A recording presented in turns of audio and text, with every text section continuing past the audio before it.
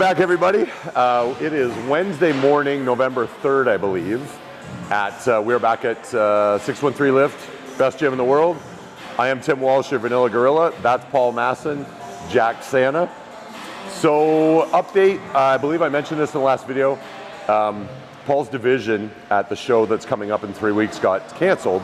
So he's essentially technically off season, although we're not really, his diet and cardio schedule really isn't going to change much, but it's going to allow us to sort of shift a little bit the approach we were taking to training. So we're going to take a little bit of a liberty today and just have a good, fun, kind of higher volume, heavy load back workout, but with no crazy drop sets.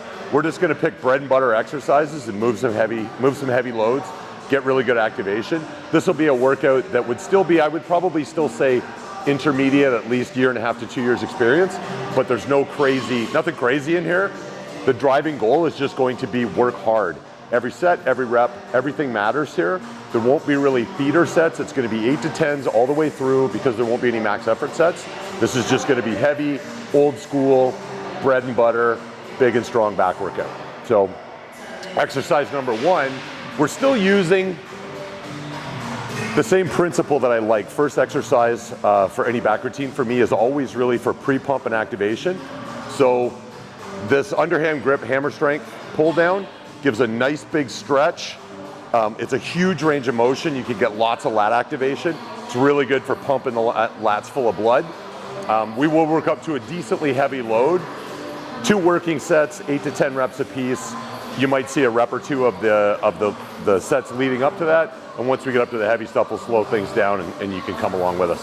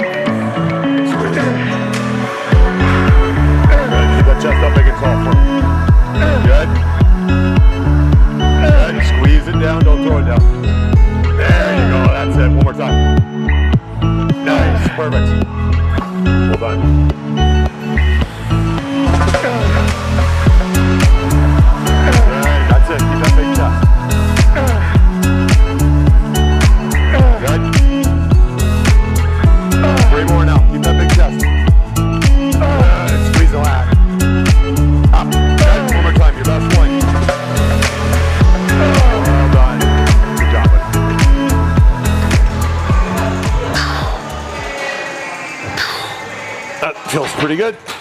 Okay. So, exercise number 2 today, we're coming back to this extremely humbling chest supported row. The last time we were on this, we had it kind of high and wide. We're taking a narrower grip and we're going to situate ourselves so we're getting a little bit more mid-back. So we'll be able to move slightly heavier load, and because of the change of grip placement, this is going to be more middle back. We're looking for density and thickness. Yeah, so we're gonna jump right into the good stuff because the back's nice and warm. to take an educated guess at what'll be a decent load for a straight set of 8. And then we're gonna do a total of 4 working sets of just 8 reps, just creeping the load up. The last 2 sets should both be very, very difficult to get 8 full reps, and then we'll move on to the next exercise.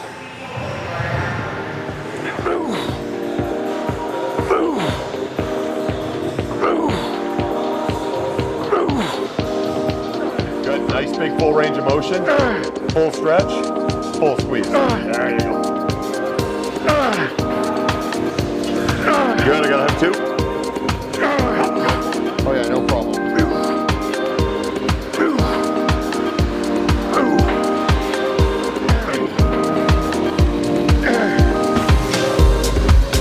Good, you got these.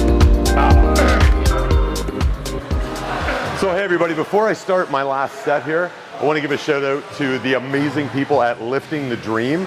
That's who made my belt. And it's also, they made Paul's custom belt that says Jack Santa on it, and Chelsea's custom belt, which is awesome. I don't think you guys have seen it yet. It's got donuts on it. It's incredible. So thank you very much to the great people at Lifting the Dream. Check them out at Lifting the Dream Official is their Instagram, and I believe liftingthedream.com is their website. We'll add a link in the description below. Check them out, get their stuff. It's really, really cool. Okay, here we go.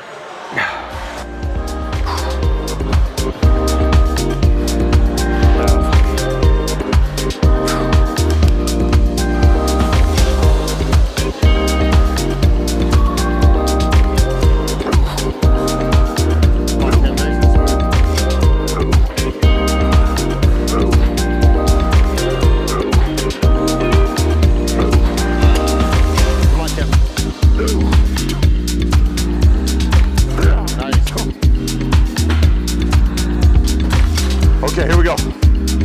Your best 8 here, your best 8. Sweet, good. That's it, Paul.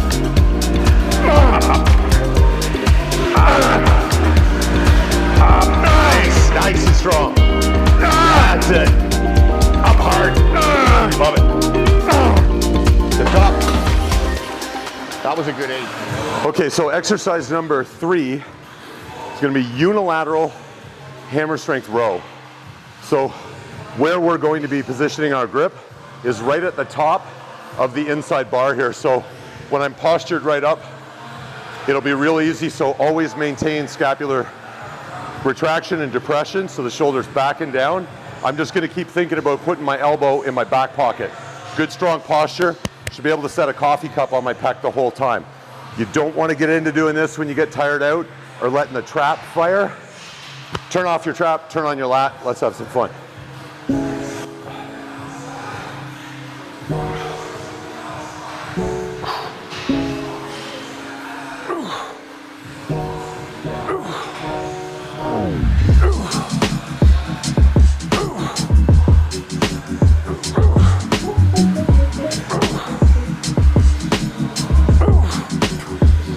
So we're gonna work our way up to what we would each consider an 8 rep load. That's a real challenge to get that 8th rep and be real strict. Whatever load that is, we're picking the right tool for the job. I don't have in my mind, okay, I gotta get up to 5 plates today or I'm a failure. Your lats don't have eyes. They can't see how much weight you're using. They only know what type of stress they're being exposed to. So as long as the lat is doing all the work, if 10 pounds makes them grow, great. If it takes 310 pounds, good for you. But pick the right tool for the job. Don't train your ego, train your back. Okay, chest up for me. Back in here. There we go. So this guy's turned off. This guy's doing all the work. Good. Nothing up here, all down here. That's it. Good strong posture, chest up, elbow in the back pocket. Awesome. Nothing going on up here, all down there in the lat. There you go, Paul. Big and strong.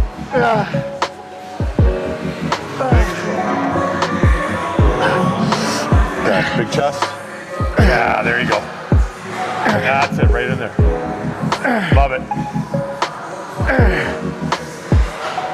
Good, chest is up big and tall. Nothing up here, all down here. Good. Right down here. Hard, hard.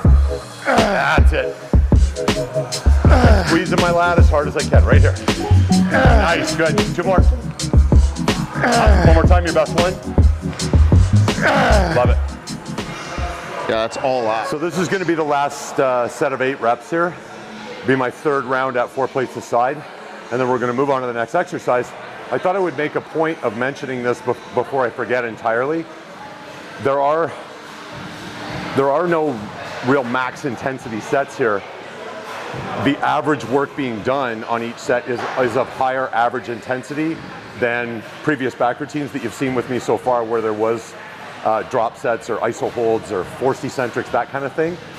So the rule to sort of always keep in mind is you can train really, really intensely for a shortish amount of work or a low volume, or you can train lower intensity and add more volume.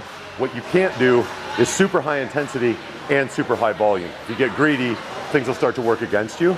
So today's a good example of higher average intensity, but no crazy, crazy sets. So we're gonna add in more work sets than there would normally be. It'd probably be a total of about 14 or 15 work sets here, where if we're defining work sets as the highest intensity, if it was a more typical back day where we had drop sets and eccentrics and that kind of thing, there might only be 5 or 6 work sets because the intensity of them is much higher than what we're doing here. There's more than one way to skin a cat. There's a lot of great ways to grow muscle. High intensity is amazing. A little bit lower intensity, more volume is very, very good as well. You just can't mix the two. So you can either train really hard or really long, but not really hard and really long.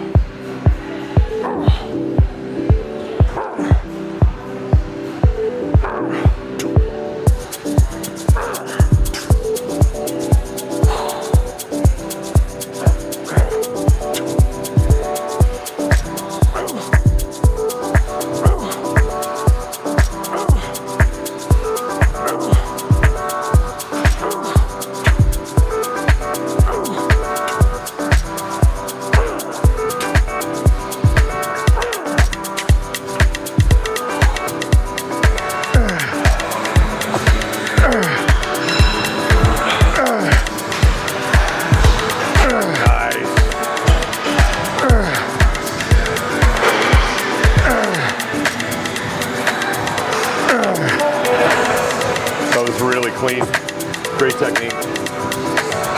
You got a good teacher? You're too good to be. No, I'm not.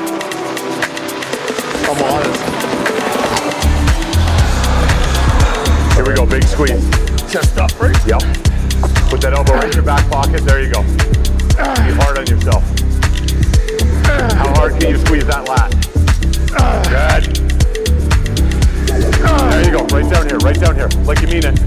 That's it, 2 more. Good, one more time. Hard squeeze. Nice. Good job.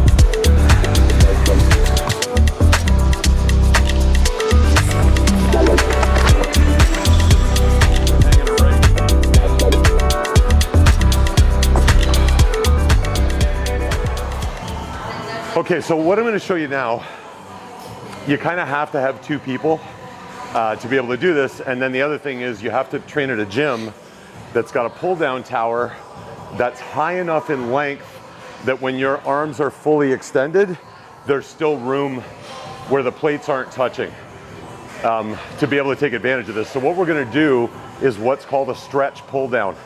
So when Paul gets back here and when I start my first sort of tune-up set, you'll notice that when I'm at full extension, he's gonna lean on these pegs and give me added pressure when I'm at full stretch. So what that's gonna do is exaggerate the stretch the fascia, and create a more aggressive stretch phase. And then as I start my next repetition, he's gonna take the extra load away and allow me to do that full contraction, and then I'll control it up into the stretch, and then he'll overdo the stretch by adding some extra weight. So essentially, and this was told to me by Dave Tate, so I know it's the truth. What Dave said was, There's really only two moments during each exercise that really matter. It's the stretch and the squeeze. And what happens in between those two moments is relatively inconsequential. We want as big a stretch as we can get and as aggressive a contraction. Those two factors lead to the best case scenario for the maximum amount of muscle fiber recruitment. It's just a fancy way of saying you get more muscle fibers involved in each repetition, and the ones that get involved get stimulated, and whatever gets stimulated gets an opportunity to improve. So we don't want to leave anybody on the sidelines. We want every muscle fiber in the game having an opportunity to grow. So this is something that you got to be careful with it. You don't lean hard. You could easily tear your partner's lat. So you ease into it and ease off like we'll demonstrate here.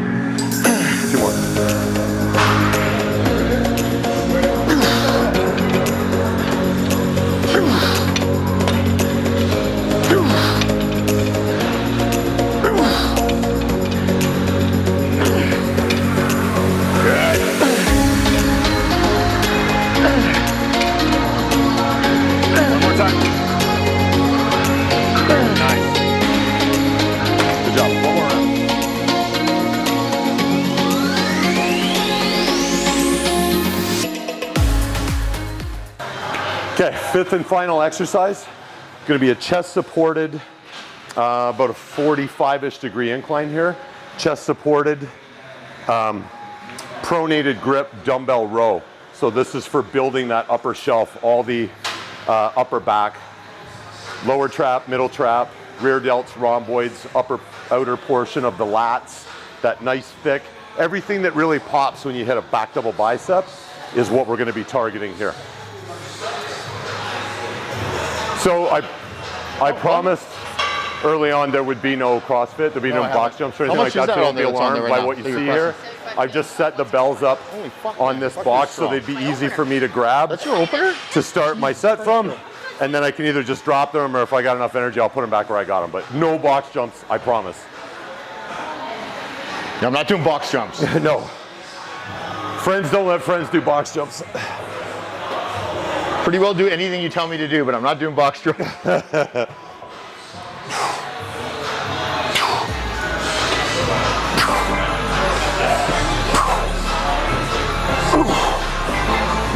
There you go. Don't be fast, be perfect.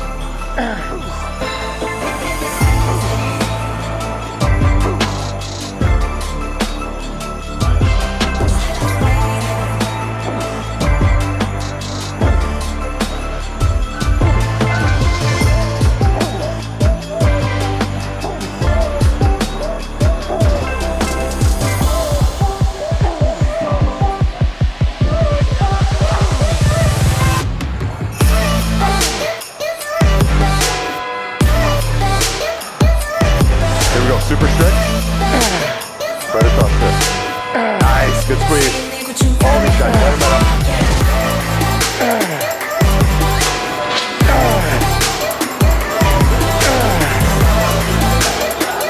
Good squeeze, buddy, good squeeze.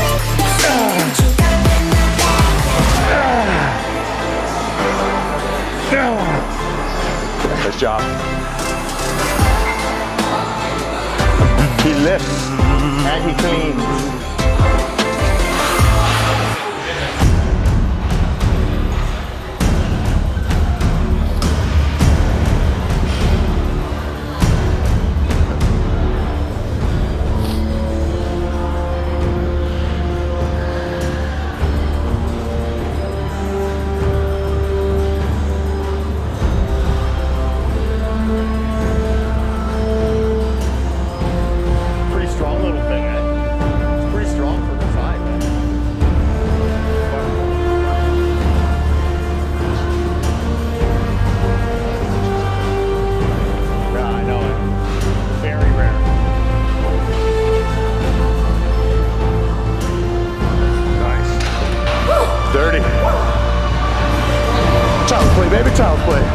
strong.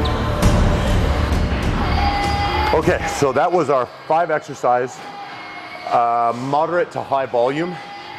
First time through something like that, little bit higher number of work sets than anything you've seen us do so far. And again, the compromise was, other than where we repped it out at the tail end of the stretch pull down, and the one extra beyond 8 to 10 rep set that we did for the chest supported high dumbbell row. Everything else was straight sets. Pretty heavy loads, relatively heavy. Again, just picking the right tool for the job. Don't get married to a number of pounds you want to move on a specific exercise. Find the right number of pounds that elicits the response that you're looking for. So don't train your ego, train your back, or your chest or your legs or whatever that is. Pick the right tool for the job. Thank you so much for joining us again. Hit me up in the comment section below. How are you liking things so far? What do you want to see more of? What do you want to see less of? Please like, share, and subscribe. Check us out on Instagram at Vanilla Gorilla Crew, and check us out on the web at www.vanillagorillacrew.ca. Pick up some of our sweet merch. We'll see you back here tomorrow. Thanks again. Hey guys, it's Chelsea. Like usual, another massive shout out to 613 Lift. We had a super wonderful time this morning, and like usual, it was super nice to see everybody. Big shout out to Paul Masson, aka Jack Santa. You can find him at JackSanta68 on Instagram. And another huge shout out to Mighty Mouse. Tim had a super great time helping with that lift, and we're so proud of you. You're incredibly strong, and we loved training with you today. All right, guys, signing out for now. We'll see you on the flip.